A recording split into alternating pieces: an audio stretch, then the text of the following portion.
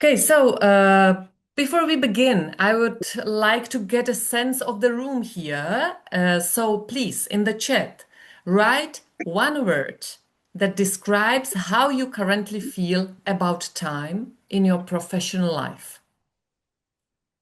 Yeah, please write one word into the chat that describes how you currently feel about time in your professional life. Veronika, can you see the chat so you can read, or should I read it for you? Yeah, I can see it.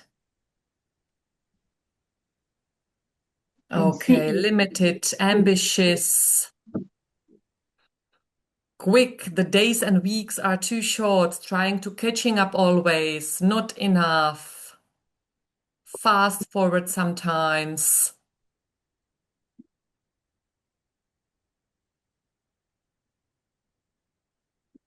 Okay, so we have got at least some ideas. And before we begin discussing our topic, I would like to invite you into a small but I think powerful practice that will run throughout our entire workshop today. Because time management is not only about tools, it is mainly about our own awareness. So, as we explore the different ideas, I will occasionally pause and ask you to reflect on your own habits, your routines, and your current reality. And to make the most of this session, please take a moment now and grab a piece of paper or open a fresh document on your computer, because this will be your personal reflection space just for you, not to share unless you want to. And throughout the next 45 minutes, I will be inviting you to write down short notes, insights, or reactions. And these should help you to notice your current patterns, to identify what's working well for you, and to clarify where you want more support. And by the end of the workshop, I will have a set of, or you will have a set of personalized insights. It would be something like a mini self-assessment that can guide you and your next steps in managing your time with more calm and intention. And there will be, of course, time for your questions at the end of our session. Yeah. So my goal is that you leave this session with some notes about yourself that you can grab anytime, like in a week or in a month, and to remind yourself of the topics we were discussing here. Okay. Well, okay. So that's our topic. How to find the balance in the Montessori classroom. And before we jump into tools, it's important to understand what contributes to our stress in the Montessori classroom. Because much of our overwhelm isn't personal failure. That is something that I want to stress. It is usually something that I call structural. Montessori teaching is uniquely beautiful, but also uniquely demanding. And I want to deliver here some key points to this topic. And we track work for 25, 30 children on different paths. And that alone is a huge mental responsibility that we need to have. Yeah. Then there is this emotional labor, because Montessori teachers usually build deep relationships with children, with parents, with colleagues. And the emotional presence takes time and quite a lot of energy. Another topic is the administrative overload, emails, preparations, environment maintenance, documentation, often without designated planning time. So it's again about ourselves. We should learn how to adjust our time for all this administrative overload. There is no one coming and tell us, do this in that time. And last but not least, the team dynamics. Sharing a space and philosophy requires coordination and communication every day. And when you look now at these 4 points that I wanted to stress, which of these resonates most with you today? Please write the number into your notes or a short note. What resonates most with you? If you want to share it in the chat, you can just share the number 1, 2, 3, or 4. Yeah, that's the reflection number 1. Which of the key points resonate most with you? Write the number 1, 2, 3, or 4 into the chat. Because naming the problem is the first step towards changing it. So if you really name what the problem is, then you have it on the conscious level and you can start working with it.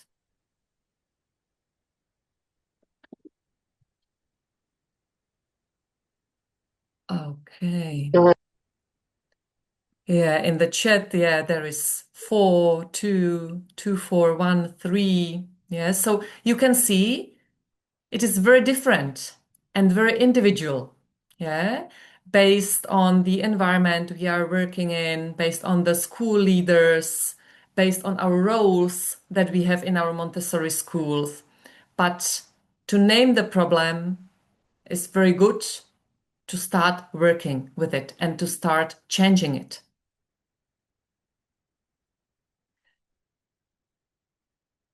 Okay, that was reflection number 1. And now, one of the most powerful things we can do is look at time through Montessori lens.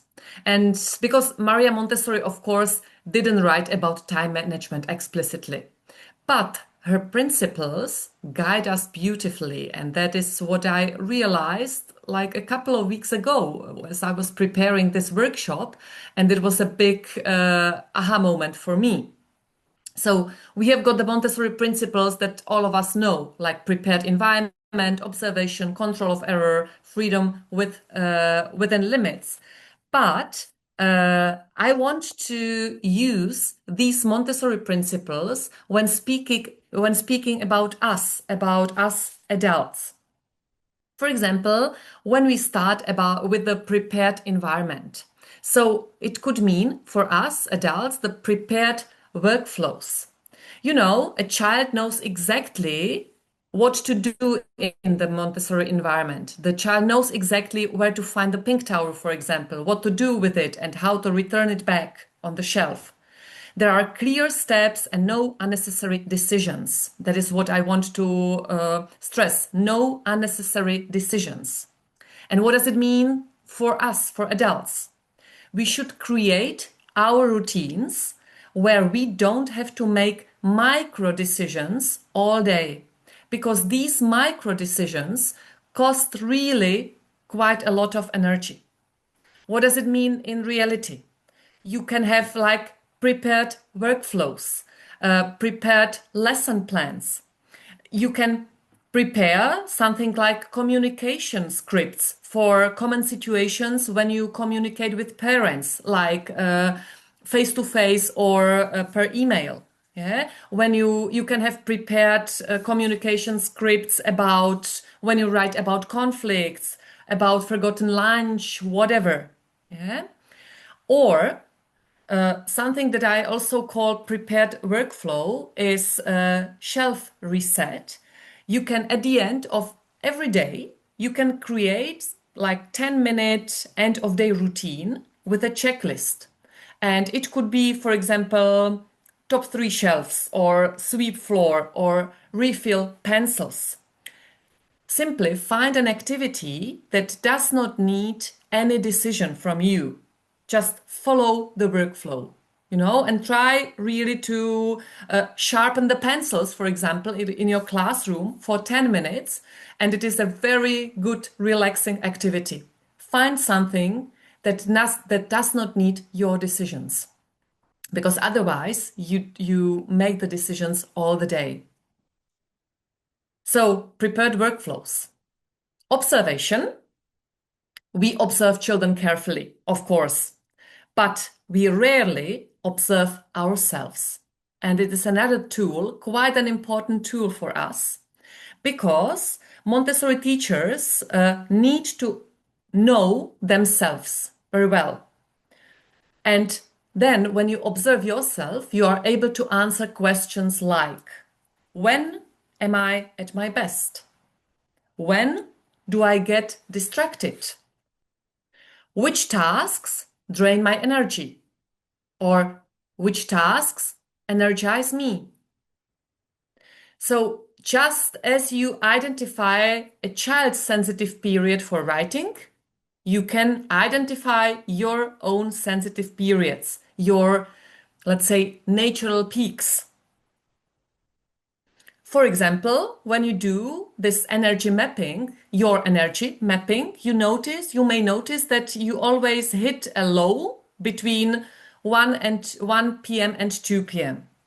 So when you know this, you can schedule simple tasks for this period.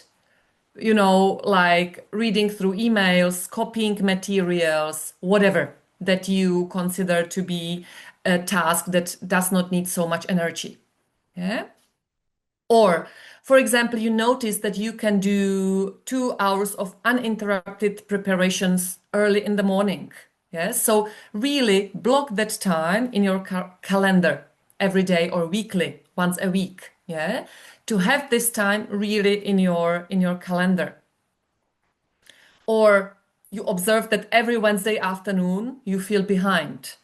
So you can add a 15-minute like mid-week reset to prevent stress.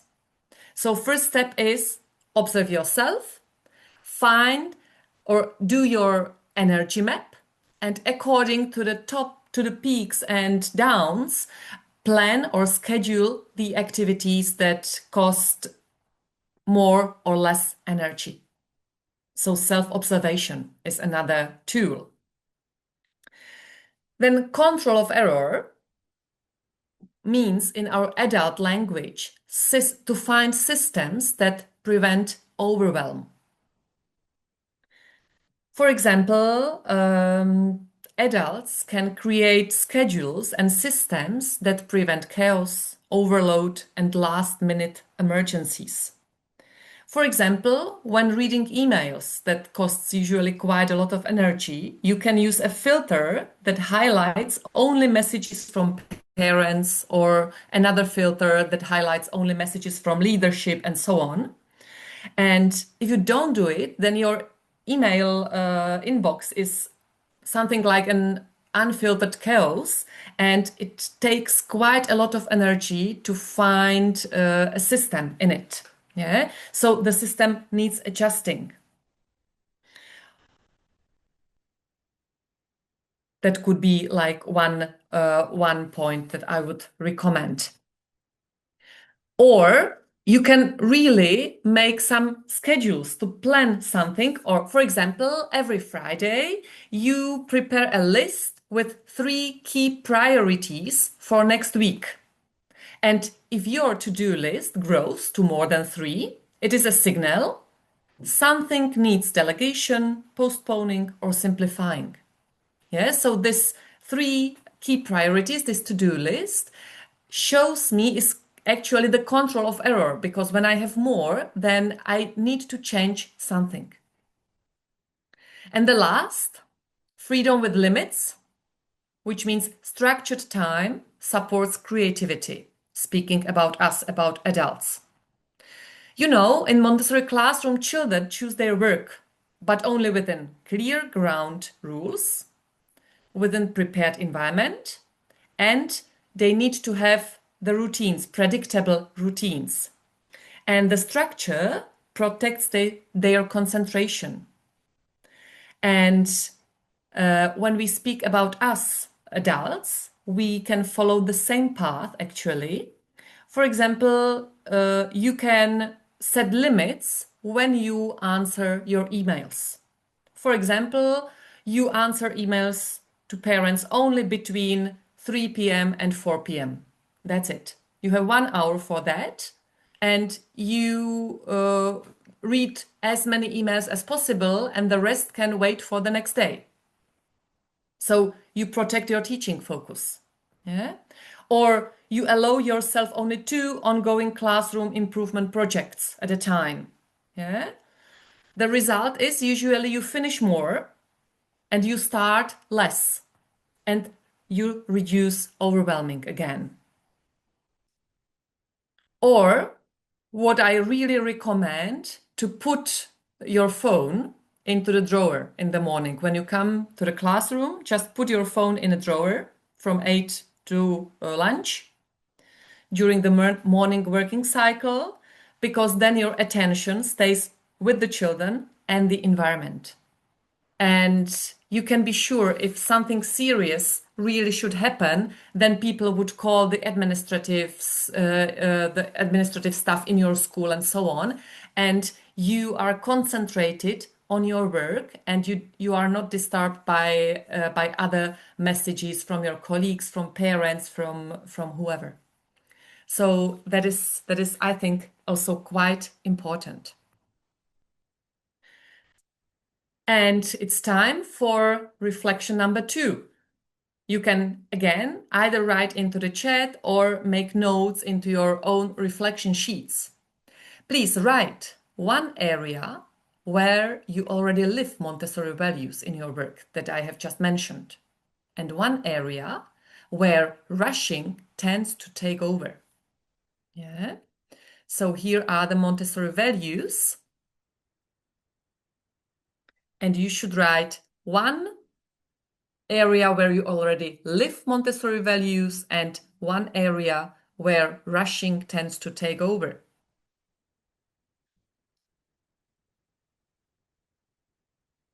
If you feel like sharing your ideas to that topic, not only by writing into the chat, but telling us what you think about it or what your personal experience is, feel free to unmute yourself and start speaking, please.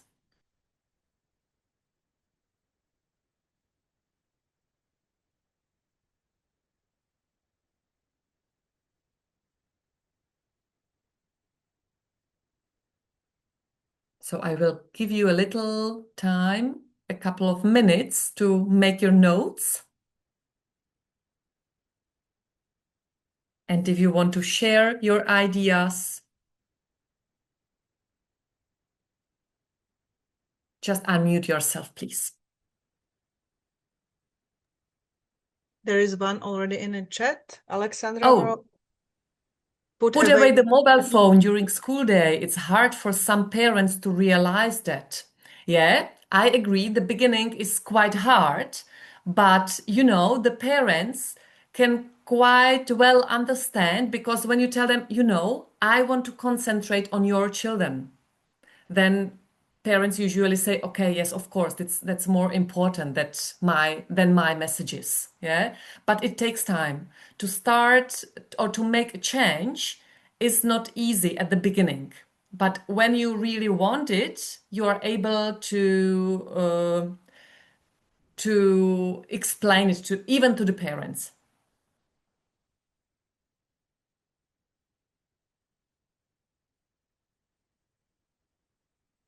And then again, if the parents know the routine, yeah, then you tell them, okay, I will grab my phone again at 12, and I have got like 30 minutes to answer your messages. So when they can rely on it, I think that could work.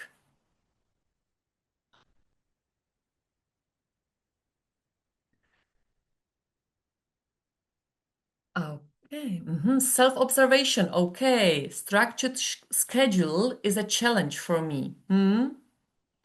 Yeah, it is, everything what I am telling here are some just recommendations because every Montessori teacher is different. Yeah, our characteristics are different, and but sometimes, I've got 15 teachers in my school, and even those teachers who are completely unstructured learned how to structure, how to schedule their days that which help them quite a lot. But their structure is, of course, on a very different level than the structure from other teachers. Yeah, but again, that's not one structure for everyone, but you should find the structure that helps you not to feel stressed.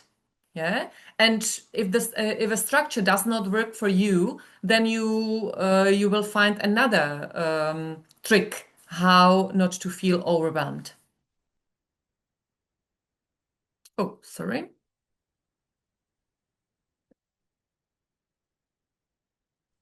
So, Well, let's Veronika, go. Yes. Veronika, may I ask you, how much do you support your teachers to find their structure? Yeah, well, I have a talk with my teachers every second or third month. Yeah, so at least 4 times a year, I talk to each of my teachers individually. Yeah, and we always discuss topics like how do they feel in the school. Yeah, how stressed they are. What are the things they stress them. Yeah, and we are trying to find the roots for the stress. Yeah, and then I also support my teachers to share their stress situations during the whole staff meeting. And it is always the question, can anybody from the staff help me with that? Which I introduced like 2 years ago, and it helped quite a lot because then, first of all, you realize you are not alone in the school, and especially those people who feel they have to manage everything. Yeah, otherwise the school would like fall down. Yeah, those people realize now, okay, this colleague can do that for me. This colleague can do another thing. Yeah, so these two things helped quite a lot. And what also helped There are more was, answers on the in the chat. okay, ah, respecting each child according to his level, catching up with the planning done in all subjects. When my partner does not intervene at the right time, when I am in a presentation, when my partner does not intervene at the right time, when I am in a presentation, I'm not sure if I can follow this comment. Probably as a colleague. As a colleague, probably. A challenge is not taking school tasks home in my personal time. During school time, I am continuously with children. I like finishing things and performing very well. I do this with passion. However, it is affecting personal life. Yeah, exactly. That is a really big challenge, but there is no other way than you making a schedule for it. Yeah. You can't be simply all the time with children. And when there is no other way, you really need to go to the head of the school or to your colleagues and find a way how to have at least, like, let's say, 1 hour a day when you can do your administrative stuff and so on. Well, when you are taking your work home, it is not a good practice, and sooner or later, uh, it will have a bad effect on you and on your family. Yeah, it is again about us. There is no one else who will come and tell us, okay, don't do that. Yeah, I found a schedule for you. It's up to us to find the schedule and to find the way how not to do that. And try it, just try it, because sometimes we have got the feeling we have to finish it today, but very often we don't. And that's actually what I would like to show you now on the slide. And I'm sure you know the Eisenhower matrix, which is one of the most effective prioritizing tools. And that helps us separate what is truly important from what simply feels urgent. And that is a big truth in it, that sometimes we believe that something is really urgent, but in reality, it is not. And we will have a look at these 4 quadrants. Yeah. So, you can see there are 2 axes, important and not important, and urgent and not urgent. And I want to show you, or to show you some typical Montessori situations and to suggest which quadrant they would belong in. So let's start now with this first quadrant, which means urgent and important. Here are the tasks that must be done now. These tasks are time sensitive and they truly matters. And these tasks usually protect children's well-being, safety, or core functioning of the classroom. Let's name some examples. In children's house, a child spills a large amount of water and several children slip. So you need to clean it up immediately. Yeah, it's urgent and important. Yeah. Or a child is in tears after a conflict, which requires immediate peaceful conflict resolution from you. Yeah. Or when a child is injured during some work. Yeah. Of course, all these tasks are urgent and important. So quadrant 1 is about human needs, about safety, and about commitments. And these tasks deserve your presence. But very important, if you spend your day just in quadrant 1, you will burn out. Yeah? So you really have to name the tasks with the proper names if the task is really urgent and important. Because when we move to the second quadrant, which is important but not urgent, this quadrant is actually where Montessori teachers need to spend most of their time. It is about planning, preparing, observing, reflecting. But ironically, sometimes it is the quadrant that we neglect the most. Examples. Weekly environment reset, like checking trays, rotating materials, especially in the children's house, or quiet observation of the whole group. We know that it's important, but that's actually not urgent because we usually prioritize other things. Or reviewing children's work journals in the elementary classroom, reflecting on the social dynamics of the group. Or when you have your adolescent community in your schools, it's like revisiting the microeconomic plan or weekly mentoring meetings with the adolescent students. So quadrant 2 is the heart of Montessori work and the first to be sacrificed when we are overwhelmed, because protecting this time is a form of self-care and professional responsibility. That's quite important. Yeah. Let's move to quadrant 3, which is down to the left. Urgent, not important. So there are tasks that feel urgent, but doesn't matter very much. And these tasks are usually someone else's priority. And these tasks interrupt your flow or pull you into reactive mode. And I'm sure you all know all the situations, like another teacher pops into your classroom and says, "Do you have a minute?" Really, just a minute. Yeah. And from 1 minute, it is 10 minutes. Yeah.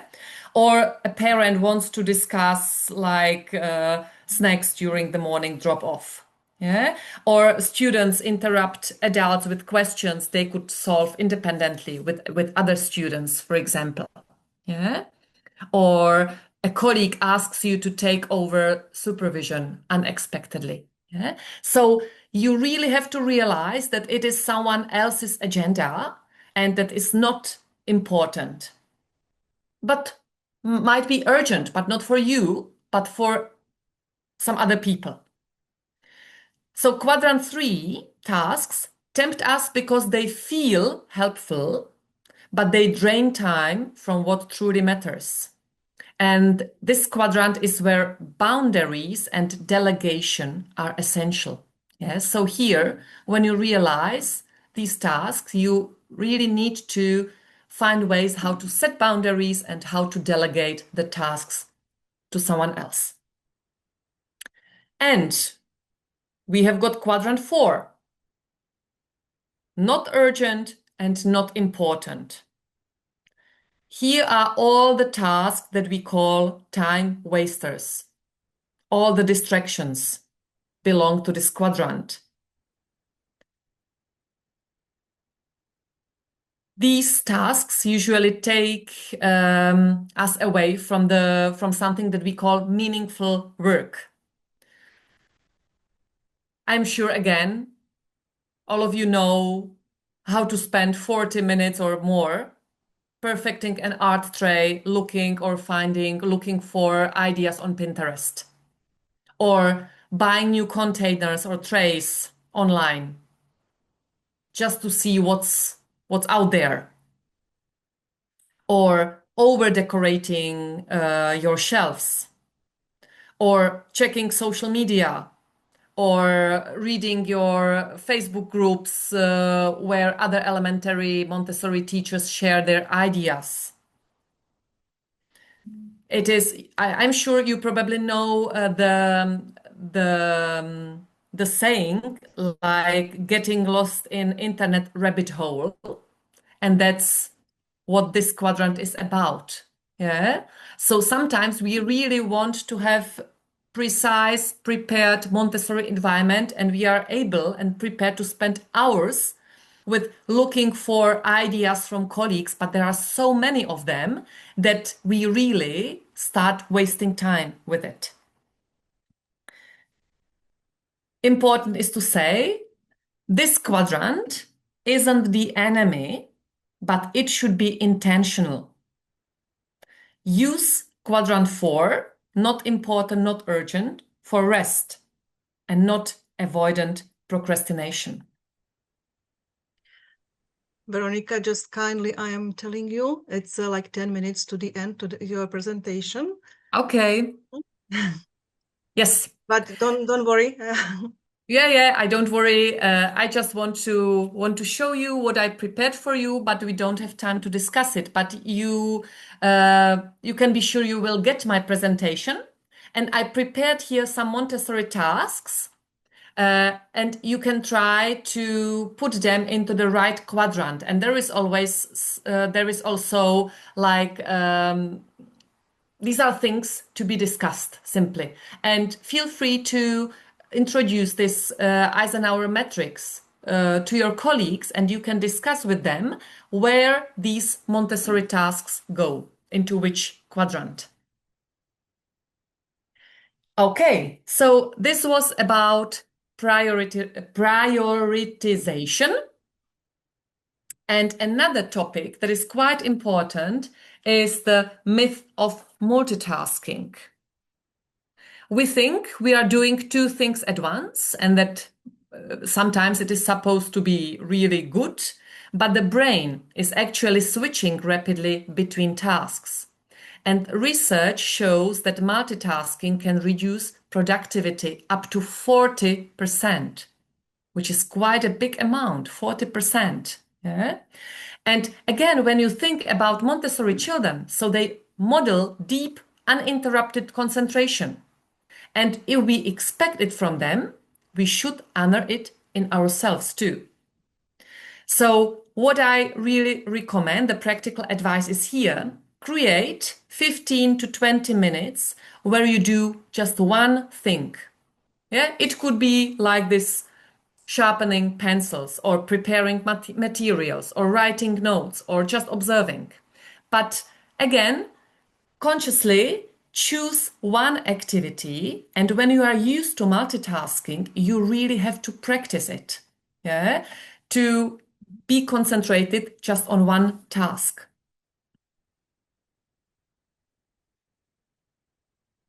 Another big topic, setting boundaries and saying no. I think it is a big topic for all of us. Boundaries are not walls, they are clarity, and clarity saves time.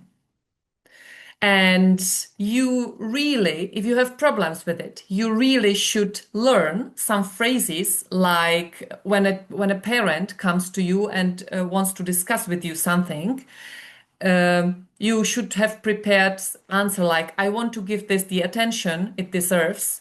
Could we discuss it tomorrow at 3 p.m., for example? Yeah? Or feel free to say, I can take on X, Y, Z, but I don't have capacity for it right now. It's really okay to admit it. Yeah? And boundaries is loving yourself. So please accept it. So what are the practical strategies for planning and routines? We were already speaking about scheduling and the routines. Daily top 3. Choose the 3 most important tasks each morning, but really just 3. Yeah? And try to follow these 3. There will always come more. Yeah? But these are your boundaries to stay with these 3. Weekly planning rhythm. Just like children have a working cycle, adults benefit from one weekly. Like you should review your observations, plan key lessons, prepare materials, set communication priorities, and so on and so on. Task batching, which means group similar tasks together to save cognitive energy. Yeah? So really there are tasks that can be done together.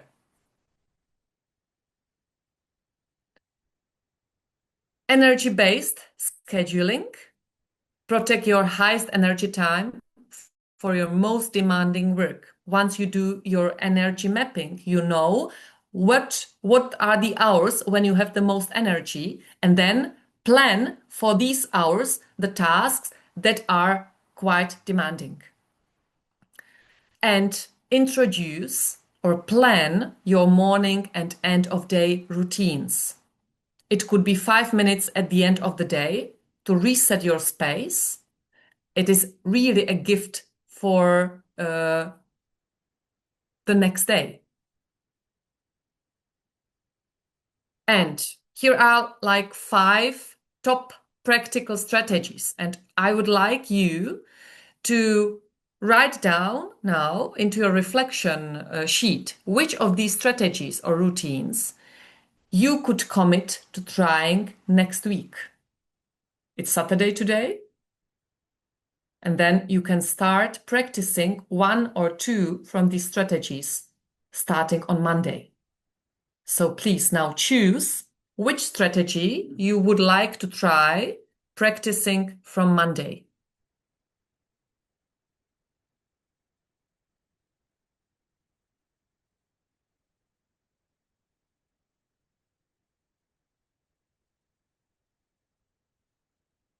And Hanka, don't worry, I am coming to the end. I am looking at the time.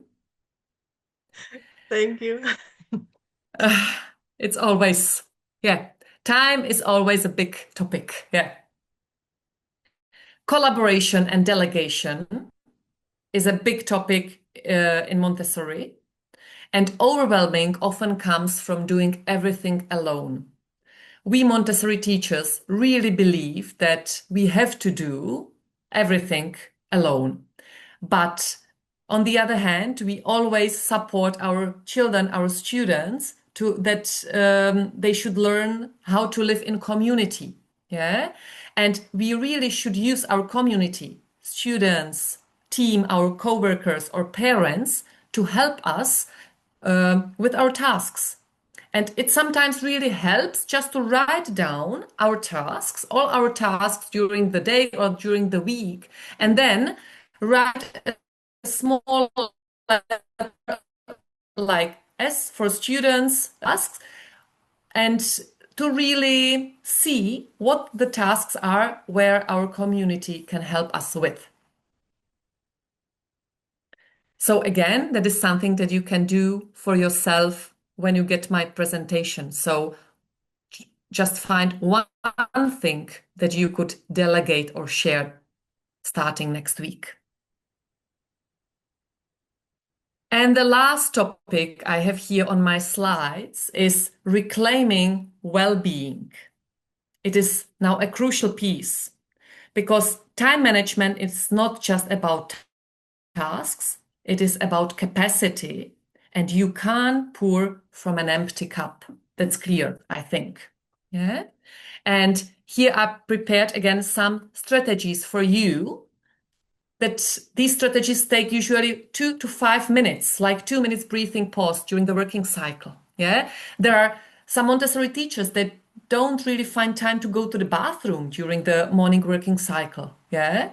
So it's really something that you should again learn, and to observe your body, how you feel. Yeah. And for example, I have a colleague who had a big problem with it, and she set an alarm clock, and the alarm clock rang every half hour. Yeah. And it was a signal for her. She should now make like 1 or 2 minutes break to observe her body, how she feels, if she's thirsty or hungry, whatever.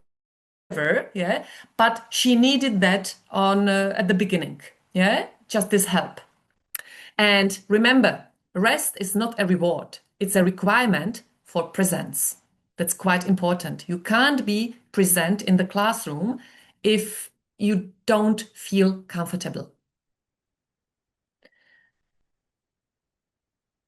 Yeah, and again, you can find one personal habit that would support your well-being this month, this week. Yeah, and please, it's really helpful when you discuss it in your team or with your assistant. Yeah, when you are 2 or 3 adults in the classroom, share this, because when you share it, it feels like once I said it, I have to do it. Yeah, because when you just write it down, it doesn't have the effect. But then your assistant can remind you, you wanted to make breaks during the morning working cycle, but you don't do that. Yeah, and you can remind her. Yeah. And here there is a summary of what I said today. Yeah, so we spoke about prioritization, about single tasking, about practical routines, collaboration, and well-being. And here is a quote that I really like, which says that Montessori education transforms lives, and that transformation starts with adults who feel balanced, supported, and empowered. And balance is not something you can find, but it is something that you have to create. And that is something that I would wish you would take away with from this workshop, because it is so important. Yeah. Uh, this well-known quote, Montessori quote, help me to do it by myself. So I wanted today to help you to find some tricks how to create your own balance in the Montessori classroom. Thank you. Thank you very much, Veronika. This is so much my topic, I have to tell you. Please, now we have a time for questions. We have still enough time to answer them. I found one question in a chat already. Veronika, I will read it for you. How to coping with deviant children? I happen to have them in my classes, my session.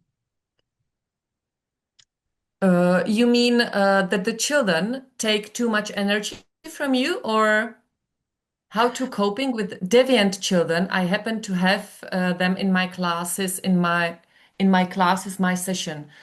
So, are you speaking about the amount of energy these children take? Feel free to unmute and explain your question.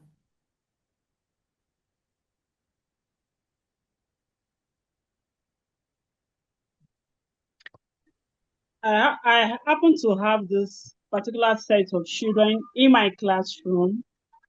They don't sit at all. They are restless. So restless in the class in the sense that they disrupt the learning process of the class. That's what I mean.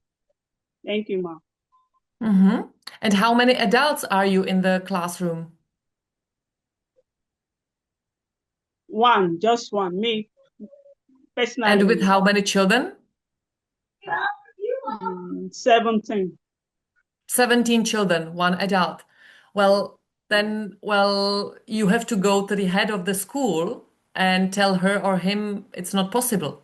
Yeah, or you have Okay. to find the balance together with the principal of the school, because sometimes when the head of the school doesn't see the problem, they can't help us to find the solution. And sometimes, really, I shouldn't say it as a head of the school, but sometimes when the principal of the school doesn't listen to the teachers, then the teachers have no other possibility than to leave to another environment, because you can't work in these conditions forever. Sooner or later, your energy level will be so low that you will be so exhausted that the head of the school would need to find another teacher. Yeah, so go to him or her and try to start some discussion how to solve the situation. Okay, ma'am. All right. Thank you, ma'am. Thank you. There is enough time to put your questions, more questions. Please feel free to tell them like alive or just write them into the chat.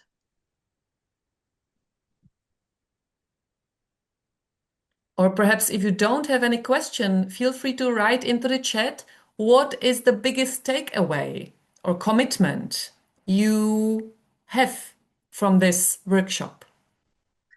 If there is no question, I have one question, Veronika. Okay. When I was listening to you, for me, the biggest challenge, you've been talking about structured schedule, and that we should find our own structured schedule which works for me. But what if my structured schedule is a different one from the structured schedule of my colleague? And somehow we are like, the boundaries, we are always on the edge, because my structure schedule is working for me, but not for her or otherwise. And what to do in these cases? Yeah, I understand. That's very often the case. And you simply have to find the time, and it could be a whole day or half day, yeah, when there is no school, for example, yeah. And you should write down your priorities, and your colleague will write down her priorities. It means what is important for your schedule and what is important for her schedule, and try to find the points where that matches. Yeah, and then you start making or building the schedule for the classroom from these points.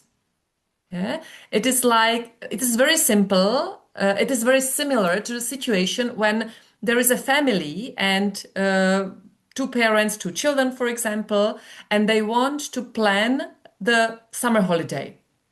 And each of the family members has another idea. One wants to go to the sea, one wants to go to the mountains, and these ideas are quite different. And they have to find some solution where the whole family would go. Yeah, and that's very similar to the classroom schedule. Yeah, but it needs time. You really need to invest your energy to speaking about it, to find ways. And sometimes it really helps to find some colleague or someone who is external who does not work at school, and this person can lead the process. Yeah, and this person can ask the questions. She or he can ask you the questions, your colleague the questions, because sometimes when we are alone in this process and it is really hard to find the way in the middle, let's say, we need someone from outside who can see it also from outside, because very often we don't see the solution because we are too deep in the process. And then there is a person coming from outside and she asks the right questions, you and your colleague, and she can guide you to find the right solution about the schedule.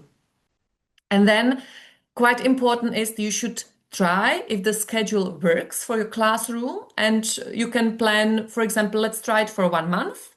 And at the end of month, we will schedule meeting again, yeah, and we will look back what worked, what did not work, what should be changed, and so on, yeah.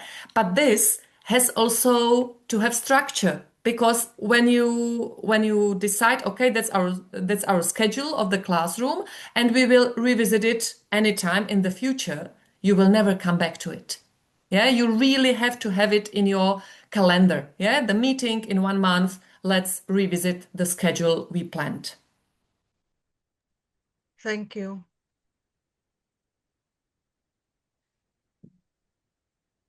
Please feel free to give us your questions.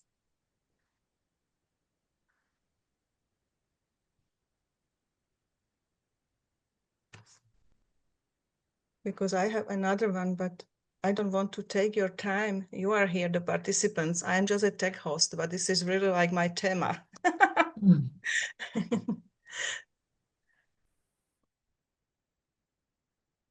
Okay, Hanka, feel free to ask your questions, because sometimes it is Thank the you. question that other Here people would comes. also ask. Okay, could we see again the slide with reclaiming well-being? Mhm.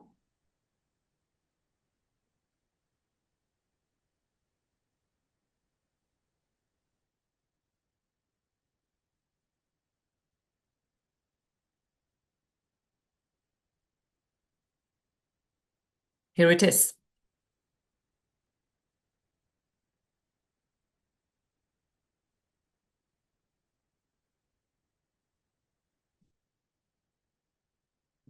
Okay, Speaking about, sorry, we wanted to just, I will go ahead with my question. Otherwise, if nobody else, but yeah, you wanted to tell us something. Yeah, I just wanted to add, these are just some ideas that I have about well-being. But again, you can start with observing yourselves.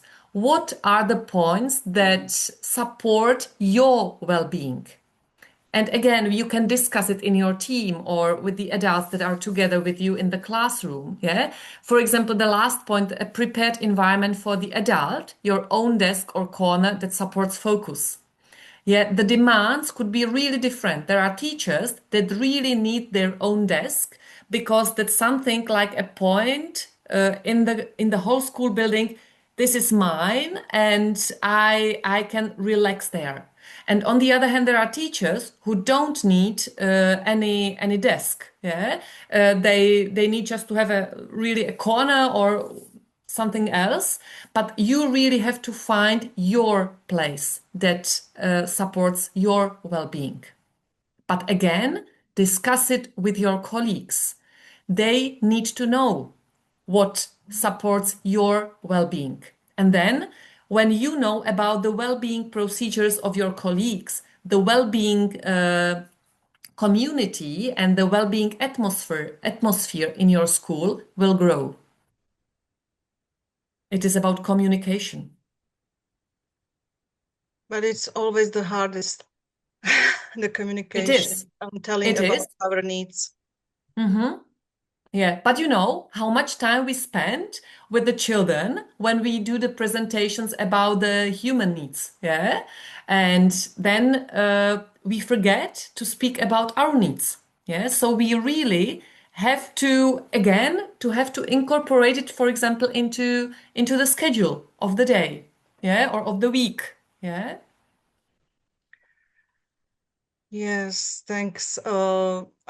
We have only 2 minutes to go, and I have a question about this spontaneous colleagues and the structured colleagues, and how the spontaneous colleagues always say they don't need a structure. They are so creative. They are doing everything right away. And I am the crazy one who needs a structure, and how to communicate this with these people. But maybe partly you answered this already in my question before.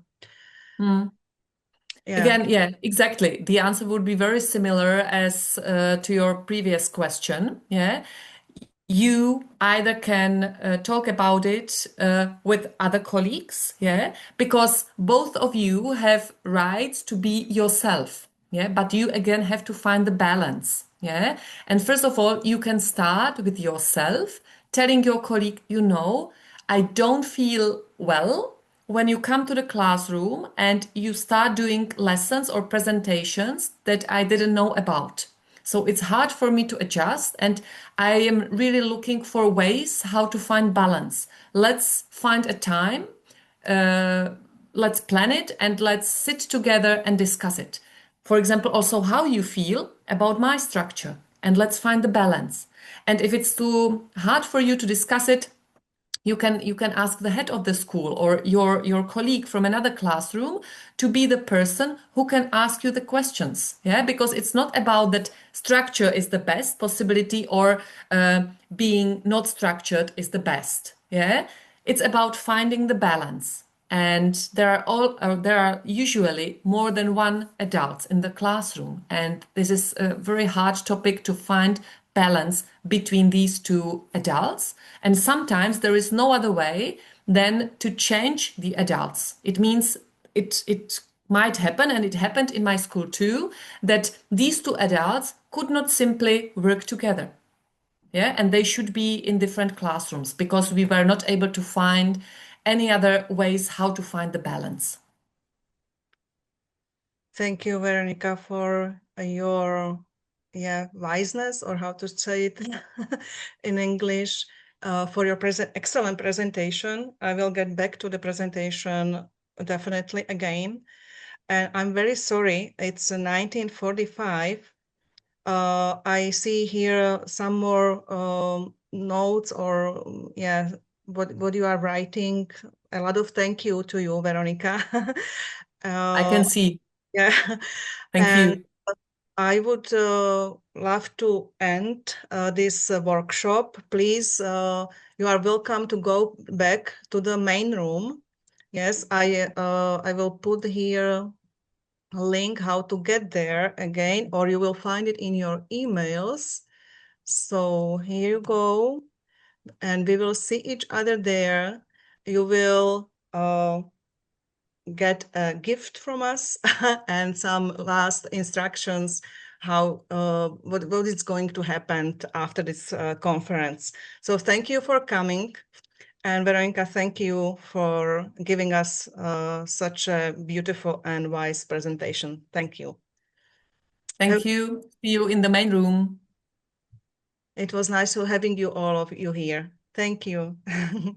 And you can unmute yourself and just leave with saying goodbye in your language. It will be fun. We always do this on our workshops when they are international. Auf Wiedersehen. Tschüss. Do widzenia. Góry. Do Udamre, popatrzenia. bye. Bye bye. Bye.